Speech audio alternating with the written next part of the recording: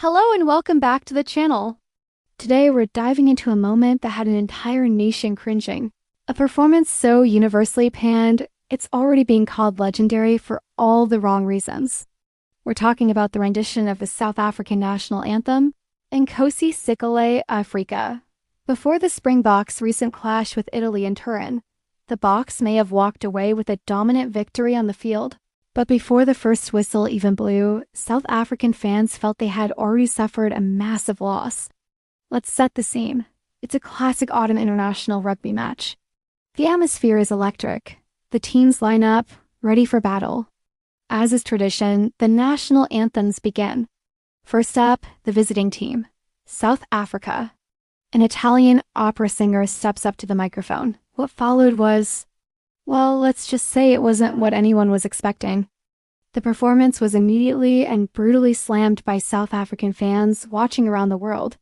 The reaction on social media was a tidal wave of disbelief, anger, and some truly hilarious commentary. Now, for South African rugby fans, there's a gold standard or perhaps a rock-bottom standard for bad anthem performances. That honor belongs to Ras Dumisani.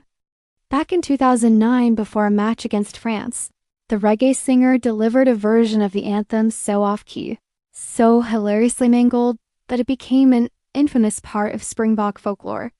The Guardian newspaper at the time wrote that he had mauled, mutilated, and murdered the national anthem. For years, Ras Dumisani has been the undisputed king of anthem disasters.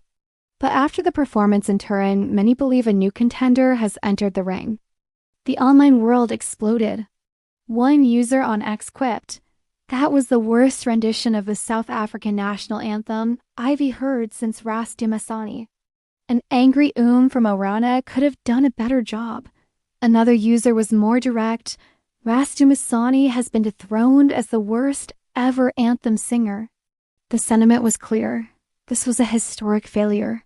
Fans felt it was a complete butchering of a song that holds immense cultural and historical significance for the nation. Nkosi Sikelel, iAfrika is more than just a song. It's a prayer and a symbol of unity. It's a complex piece weaving together 5 of the country's 11 official languages: Xhosa, Zulu, Sesotho, Afrikaans, and English. The anthem starts as a hymn and transitions into the old apartheid-era anthem, Thy Stem, before concluding. Its structure represents the journey of South Africa itself, a story of reconciliation and the coming together of different cultures. It's a song sung with pride, passion, and a deep sense of national identity. So, when it's performed poorly, especially on an international stage, it's not just a musical misstep. For many, it feels deeply disrespectful. The performance in Turin was criticized for numerous reasons. The singer seemed to struggle with the pronunciation of the African languages, which is understandable but was very noticeable. The tempo was described as erratic, and the operatic style just didn't seem to fit the soulful, hymn-like quality of the anthem's opening verses. One fan summed it up perfectly: "The second week of the Northern Hemisphere hosts butchering our national anthem today was worse."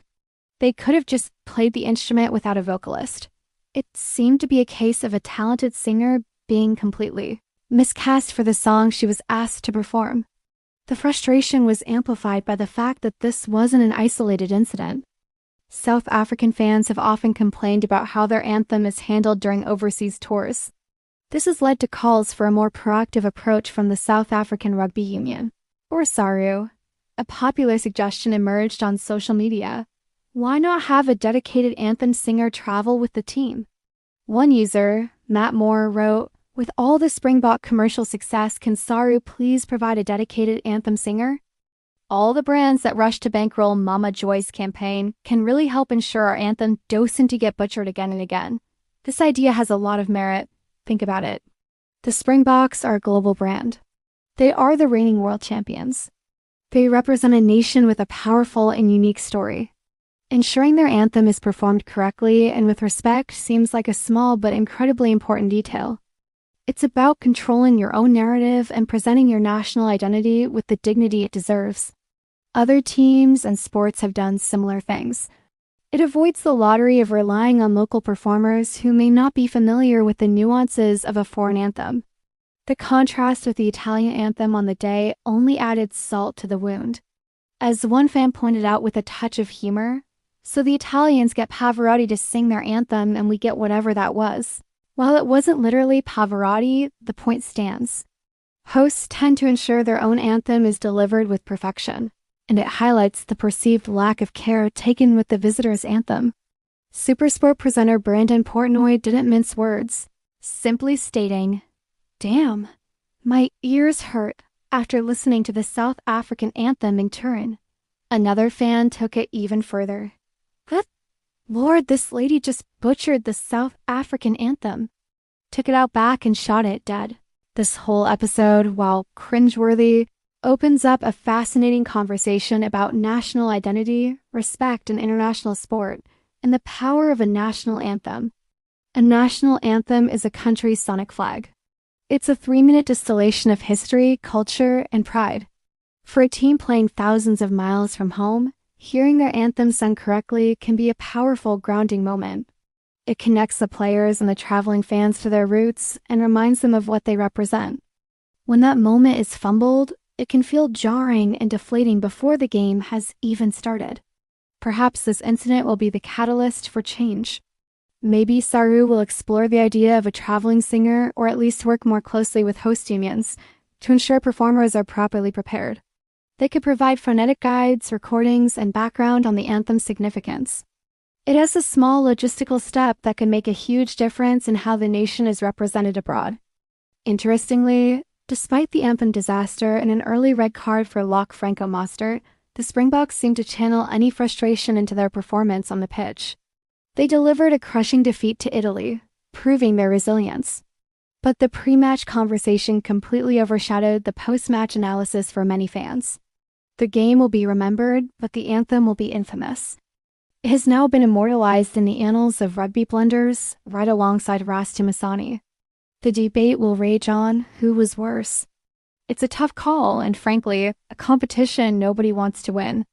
In the end, this whole affair is a reminder of how much these symbols matter.